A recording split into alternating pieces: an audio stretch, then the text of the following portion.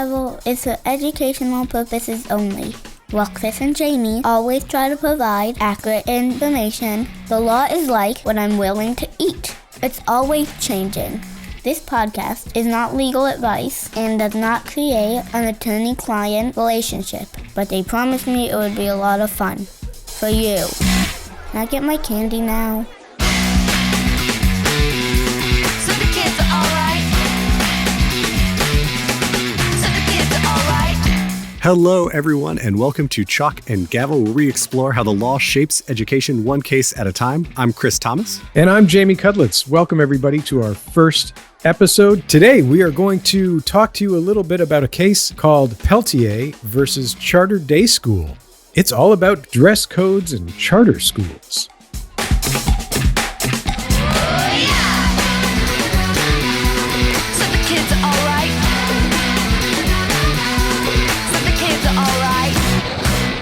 Before we dig into it, though, do you want to spend a minute just kind of introducing ourselves, talking through our goals for the podcast and what listeners can expect? Sounds good. Why don't you kick it off, Chris? Sure. Hi, everyone. I am Dr. Chris Thomas. I'm a former high school English teacher. After I taught for a bit, I went back to school, got a PhD in education policy and a law degree. I practiced law for a little bit, and I'm now currently a professor of educational leadership and policy. And I am Dr. Jamie Cudlitz. I am a professor of educational leadership.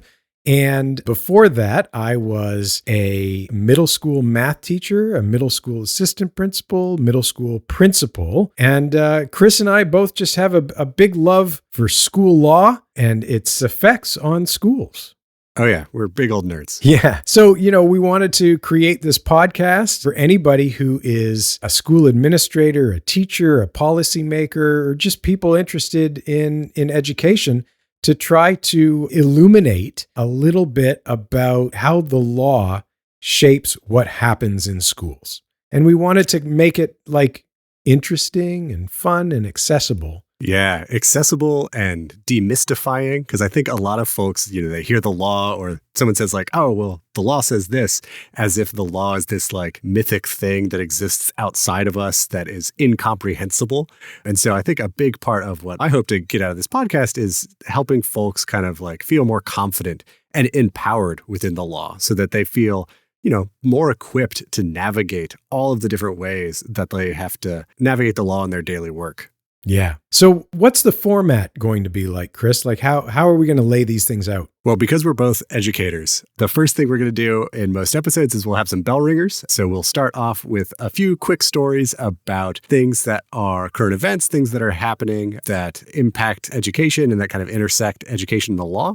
Then we'll do our lesson plan for the day, which is going to be a deep dive into a significant case or a significant issue. Because we're called Chalk and Gavel, and I bring the legal lens and Jamie brings the administrator lens, we'll typically break up the case study into kind of the facts or the underlying situation. And then I'll take point on talking through kind of the law and how the courts or others kind of have interpreted and navigated the legal issues. Once we do that, that'll probably be the bulk of the episode. Then it wouldn't be an educational podcast if we didn't end with some homework. The homework is basically just different ways to engage with Chalk and Gavel. You can follow us on social media, find us wherever podcasts are. We've got our website, chalkandgavel.com. So we'll be sending you off into the world with some activities to do between episodes. Yeah, and we would love to hear from you. And on our website, we've got some feedback forms and we have a list of upcoming episodes and the topics. So, we would always invite you to go check those out and submit any questions that you might have about any of those upcoming topics. And we will do our best to kind of get those questions answered when we record those episodes. But we'll explain all that at the end of the episode. All right. So, Chris, why don't we jump in and do our first bell ringer? Absolutely. So our first bell ringer is Parents Defending Education versus Lynn Marr Community School District. So this case was decided by the 8th Circuit Court of Appeals on September 29th, 2023. So it's really recent. It involved a challenge by this group, Parents Defending Education, to a school district's policy that required all students to respect their transgender peers. And so the term respect was one of those big hangups for the court, right? Because it was pretty vague. Right. Yeah. And that's all the policy said. The policy just said that students are to respect students' gender identity. And the big challenge was, is that unconstitutionally vague under the First Amendment? And so an unconstitutionally vague law is one that doesn't really give you notice on what conduct is or is not allowed. And so here, that concept of respect is a squishy term. Yeah. And that's why the court ends up finding for the plaintiffs or finding for this organization is because that term was just so ambiguous. Interesting. Yeah. So we've got another case coming up in one of our episodes in the near future that is dealing with this exact issue, right? This exact issue where the court came out the other way and said that the school district was allowed to require students to call their transgender peers by their preferred names and pronouns. Yeah. So we've got these conflicting cases, but different policies. And as we'll talk about a lot, the law is very, very fact specific. So one policy survived, the other one didn't. The vague one was struck down. Yeah. So obviously these are pretty recent cases. A lot of these policies are very, very new and fresh. And I know that a lot of you out there are probably dealing with this in some way or another. So it'll be really interesting when we get to that case in a few weeks. We're going to really dive deep into it. So what's on the lesson plan for today, Jamie? Okay, so today we're going to cover a case that's coming out of the Fourth Circuit called Peltier versus Charter Day School. And this has a lot to do with dress codes. So almost every school and district has dress codes, right? And most of these policies specifically talk about safety as the reason behind the need for dress codes. Those dress codes have raised concerns for years about issues of equity and discrimination that are embedded in those dress codes. And this case actually came out of my home state of North Carolina. It's a pretty interesting case, and it deals with dress codes as they do pertain to equal protection and Title IX. But the other interesting piece was that this case had to do with a charter school. And so a very unique charter school. Yeah, too. It's a very unique charter school. And so the other legal question that sort of came up as a result of this lawsuit was, does the Constitution even apply because this is a charter school? So this case wrestled with both of those things, whether or not the dress code satisfied the Equal Protection Clause in Title IX and whether or not those things even applied in the first place. So we're going to dig into that. So I'll go through and give you some of the facts of the case here. So Charter Day School is a charter school that's located in Leland, North Carolina. It's a K-8 school that's just outside of Wilmington on the coast of North Carolina. The school opened in 2000 and eventually grew to a total of 4 schools.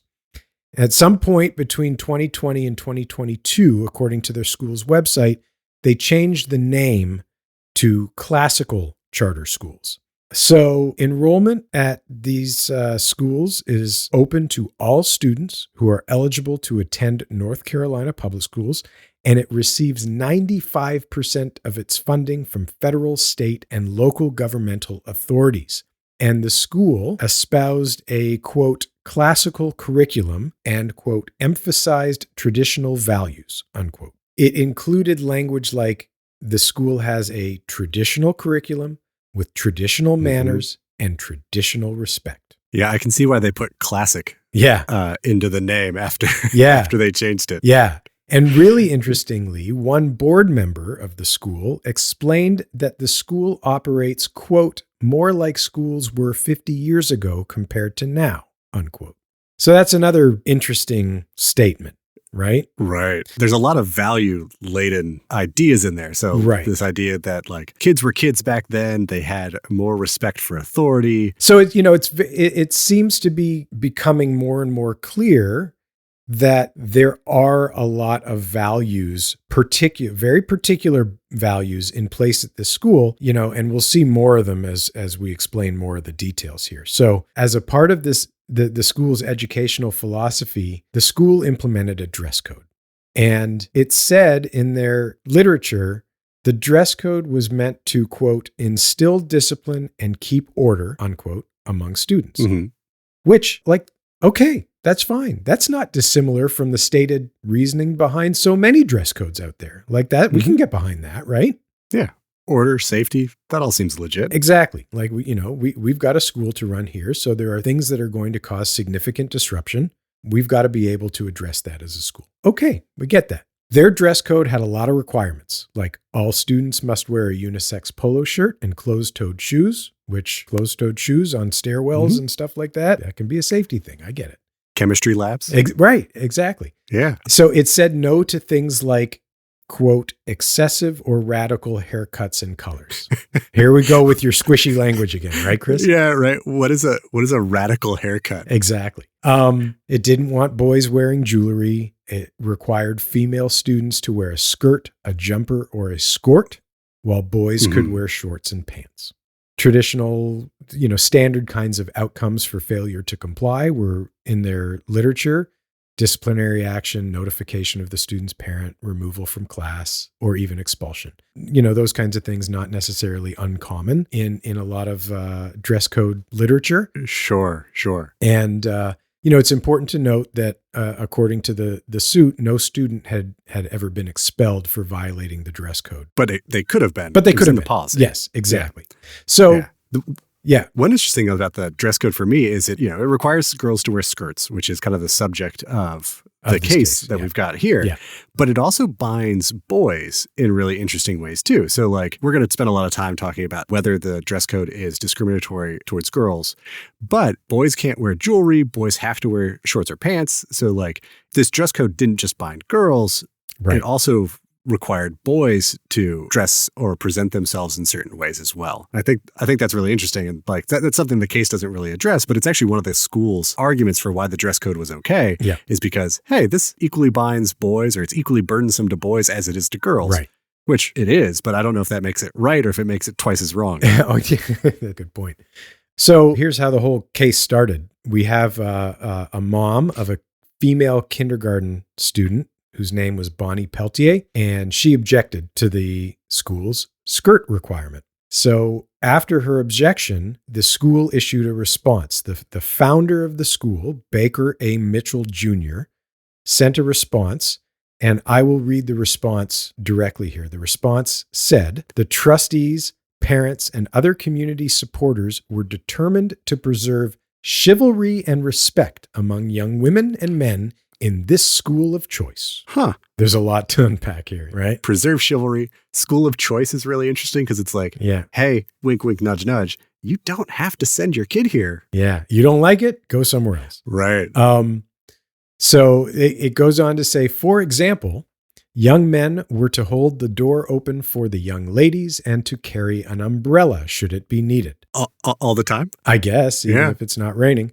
Ma'am and sir were to be the preferred forms of address. There was felt to be a need to restore and then preserve traditional regard for peers. So then Mitchell later said that chivalry is, quote, a code of conduct where women are treated, they're regarded as a fragile vessel that men are supposed to take care of and honor. So he also said that in implementing the skirts requirement, Charter Day School was trying to treat girls courteously and more gently than boys. Ooh, okay. So when the mom objected to the skirt requirement, the school came back and justified the dress code using all of that language. Right. This is about chivalry. This is about boys treating girls more gently. This is about girls being fragile vessels. And that's what our policies are about. Right. Which, is laden with gender stereotypes and all of this kind of like paternalistic language towards girls, which, I think trying to roll back the clock to 50 years back, like kind of that more traditional relationship between men and women, perhaps, or more traditional deference to adult authority, all of those different things seem to be kind of like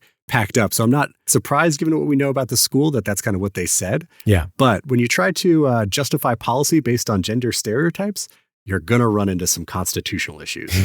Exactly.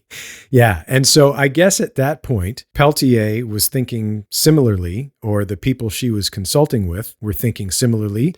and enter the lawsuit. Right, yeah. And that was obviously not the letter that mother was hoping for, because they filed a lawsuit. So the lawsuit itself, so we're looking at this after the Fourth Circuit Court of Appeals. So we're in federal court here. And this is after the Fourth Circuit decides the case en banc. So essentially what that means is the lower court decided the case, the appellate court decided the case, and then all the judges on the Fourth Circuit decided, hey, you know what? I don't necessarily agree with how the panel did it, which is typically a 3-judge panel. I want to hear the case again. So all, in this case, 16 judges on the Fourth Circuit heard this case. So that is below the Supreme Court. An en banc circuit decision is basically as significant as you can get. And then the Supreme Court actually denied cert. So the Supreme Court said, you know what? We're not going to hear that one right now. So the en banc decision is the law of the land for the Fourth Circuit. So the reason they file in federal court is because they are making federal claims. So it's going to be one of the North Carolina districts within the Fourth Circuit. So the Fourth Circuit encompasses Maryland, North Carolina, South Carolina, Virginia, and West Virginia. And so then they appealed to the Fourth Circuit Court of Appeals. Yep. And the 3-judge panel heard the case. Mm-hmm. And did they decide on it? Yes. Before en banc happened? Yes. So the lower court held for the student on the equal protection claim and the school on the Title IX claim. So there's a couple issues here in this case. They brought kind of two interrelated claims. The first is that the dress code policy violates the 14th Amendment's Equal Protection Clause. And the Equal Protection Clause of the 14th Amendment to the United States Constitution essentially requires that the government treats similarly situated individuals similarly. And the argument here is that the dress code, because it discriminates based on sex by requiring girls to wear skirts, that isn't a requirement that's subject to boys, that violates that because girls aren't being treated the same as boys. So there's the equal protection claim. Title IX guarantees that no one shall be denied access or opportunity in federally funded educational programs based on sex.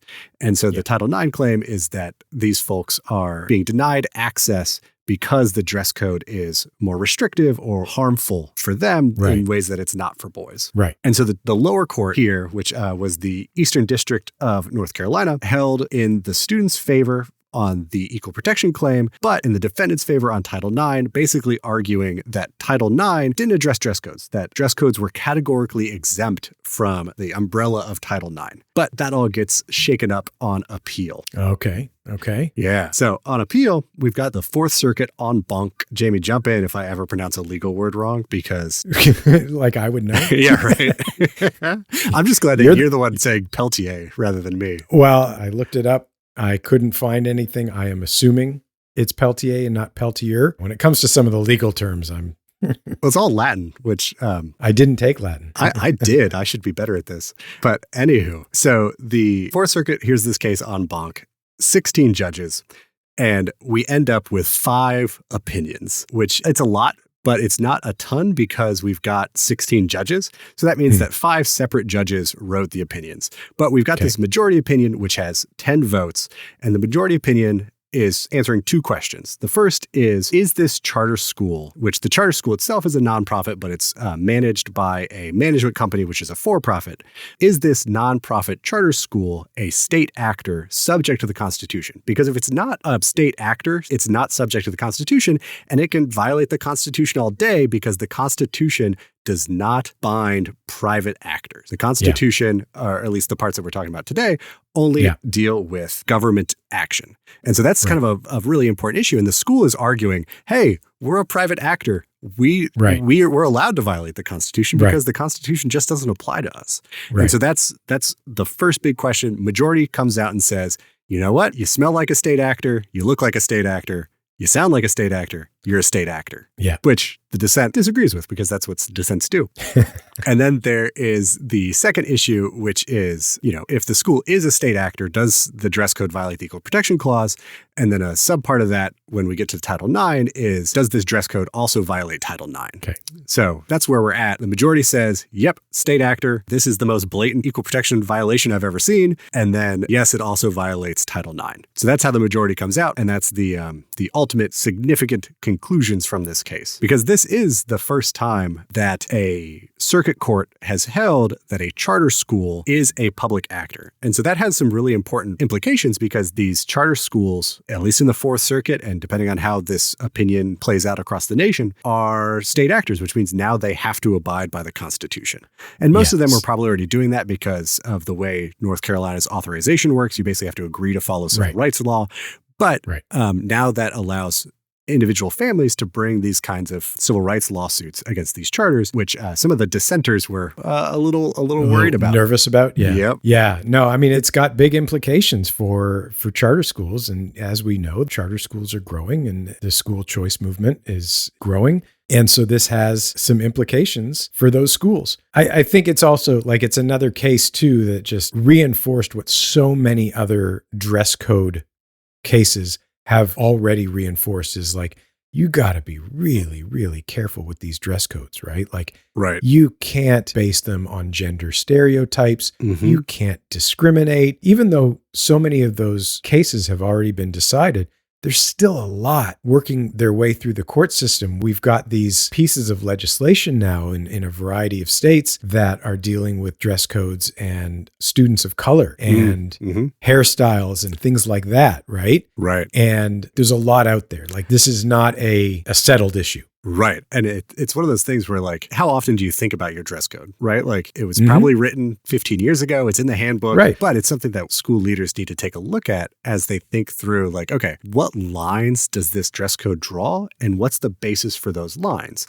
Because if the basis for the lines it draws about, some students can wear this or some students can wear that, if those are based on sex or race, then you're going to be looking into some potential issues when it comes to Equal Protection Clause and Title IX if it's based on sex. Right. And that's why, like, you've got to dig into those particular values, because just having in your handbook a line that says we have a dress code to maintain a safe and orderly environment. Well, don't just think that that's going to cover you. Right. Yeah, because the court's going to look to not only what does the policy say, but how is it implemented? And then, like they did in this case, how do you defend it publicly? Because we can talk a little bit more about the state actor issue, but when the court was dealing with the equal protection issue, the majority opinion has this really great line, which they kind of just say, it's difficult to imagine a policy that is more based on gender stereotypes because of the way it was defended. Yeah, exactly. Obviously, looking back to some of the language that was used by the school, it's pretty obvious. Yeah, right? Yeah. The exact quote from the court is, "It is difficult to imagine a clear example of a rationale based on impermissible gender stereotypes." Exactly. Because they came out and said it, right? Like, yeah. So jumping back to the state actor issue, the majority opinion is essentially trying to figure out where's the line. Where is the line between a state actor and a private actor? And so they come up with this language from prior court cases that there has to be a sufficiently close nexus between the state and the challenged action. And if there's that significantly close nexus, then you are a state actor. If not, you're not a state actor. Constitution doesn't apply to you. Now, did they say what defines that nexus? Like, is it a money thing? Well, it depends on if you talk to the dissent or the majority. Sometimes it's a money thing, but it's a totality of the circumstances kind of analysis. Okay. And so for the majority, it essentially comes down to kind of three things. One, North Carolina has a constitutional duty to provide free universal elementary and secondary schools to the state's students. So that's kind of the first thing, is the state has a duty to provide education, and it has in part delegated that duty to charter schools. But isn't that a pretty common thing amongst a lot of states? Like, a lot of state constitutions have that stated obligation, and then those who have created a charter system, isn't that a similar thing? Yep. So that's the interesting thing about, because this is a totality of the circumstances test, it's really going to depend on the very specific facts. So, just because the Fourth Circuit came out this way based on North Carolina's laws doesn't mean that another state might come out the same way based on their laws and how they've organized their charter system. Right. And just a little background, when you said that the Supreme Court denied cert for this case, which means they chose not to take it up, Yep. Typically what happens is when you've got two cases that are very similar that have been ruled in different circuits or different districts, and if the similar cases were ruled differently and somebody appeals to the Supreme Court, they're going to be more likely to take up that case because they have to settle this sort of dispute, right? Yeah, circuit splits are one of the things that the Supreme Court looks to when they're deciding what cases to take. But the Supreme Court only decides a couple dozen cases, maybe a few more than that, every year. So it's easy to read into the court not deciding to take a case, but really it's more noteworthy when the court does take a case than when they don't. Yeah. But yeah, so the third thing that North Carolina did that the majority kind of picks up on about why these are state actors is North Carolina calls these schools public schools. Oh. And so because they call these schools public schools, the court says, they're basically doing something that is traditionally the exclusive government function of the state, which is to provide public schools. And so therefore, these are state actors. The majority does say that because they get so much of their money from state sources, that lends itself towards the conclusion that they are state actors. But money alone is never enough to create a state actor. So, there's other cases where folks have gotten 90, 100% of their budget from the government, but they're still not state actors. They're not state actors because they're not like acting as the government. They're like contracted with the government which is what the dissent would have done in this case. So we've got 6 judges who would have said that, hey, let's draw that line a little bit different. These are basically schools that are contracting with the government to provide education. And we've got lots of people who provide education that aren't the state. Homeschooling, private schools, all of those have always provided education outside of the state. And the state is not allowed to prohibit those kinds of educational opportunities. And so the dissent would have drawn the line a little bit differently. But the practical implication of that is that these schools would have not been subject to the Constitution. And the dissent, seems to think that would be a good thing because it would allow for innovation. But the majority opinion kind of comes back and says, do you really need to violate the Constitution to innovate? That doesn't seem like a strong enough justification. That's fascinating. I guess because these states all have slightly different charter laws, right? And so the wording and stuff might be different and probably is different from state to state. Chances are it's just a matter of time before something similar comes up in a different state that, like you said earlier, the law is incredibly fact-based, right? Let's deal with this specific set of circumstances and nothing else. And so if a couple of those things change or are a little different, in a different state, you could have a completely different outcome. Absolutely. And that's why the answer to any legal question is it depends. It's the first thing they teach you in law school. Yeah. My students, my graduate students, groan whenever I say it depends. All right. So the big takeaways here are you've got to be really careful when you do these dress codes, right? And you've got to make sure that they are equitable and that they are not discriminatory. The other big takeaway is if you are a charter school, there is a good chance that you will be looked at by the court system as a state actor.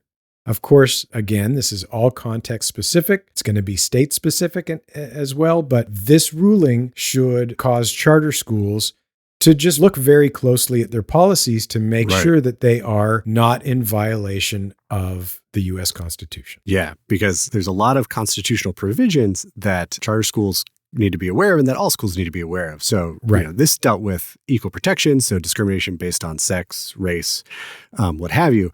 But First Amendment protections, Fourth Amendment, student search and seizure issues, school discipline issues, due process issues. There's a whole host of constitutional things that have really kind of shaped public education in the last half a century that these schools are going to need to be aware of and kind of be responsible for, at least in the Fourth Circuit. We'll see how other courts go based on the very fact-specific analysis that is required for determining who's a state actor. Right. And listen, even more broadly, like, if you want to talk about, private schools that don't have the same kinds of constitutional obligations as public schools, it doesn't mean that a lot of those things, just because they can be ignored, doesn't necessarily mean that they should be, right? And a very wise education law professor once told me, good law makes good policy. And so even if you're a private school and you don't have to do certain things, it's just not bad stuff to think about, right? Right. And the flip side of that is also true. So like, just because these schools, like private schools or charter schools, if they aren't state actors, could violate the Constitution, doesn't mean they are, right? Like, it's just, this is one more way to hold them accountable to these larger societal values that are enshrined in our Constitution, which has really fun implications as we think about some of the movements right now with potentially religious charter schools, because now we've got some really interesting First Amendment issues. So like there's a lot that's going to come from this decision that's going to be really fun to keep an eye on. And we're going to unpack so many of these things, Chris, right? Every 2 weeks for you all. We are going to drop one of these podcast episodes every couple of weeks. We're going to tackle a different case in each episode and just hopefully shed a little bit of light on the system and how the law really influences what we can and can't do and how we do it in schools, right? Yep, absolutely. All right, so what's our homework? I'm glad you asked. See, Jamie, you're such a good student. Let's get to the point. What do I need to do tonight? So you're listening to this. You obviously found us somewhere. So please subscribe. You can find Chalk and Gavel wherever you get your podcasts. You can also find us at chalkandgavel.com, on social media at Chalk and Gavel. We'd love to hear your thoughts, comments, feedback. If you can rate and review us, we've got some feedback forms on our website, or you can hit us up on social media. All of those are ways that you can engage with us. We've got a list of our upcoming episode topics up on the website. So if you look at that and you've got questions, or if there's certain things that you want us to address on the show, please let us know through social media or through the website. We'd love to keep the conversation going. And that does it for this episode of Chalk and Gavel. Thanks for listening. I'm Chris Thomas. And I'm Jamie Cudlitz. And we'll see you in 2 weeks, where we'll tackle another case and show you how the courtroom is connected to the classroom.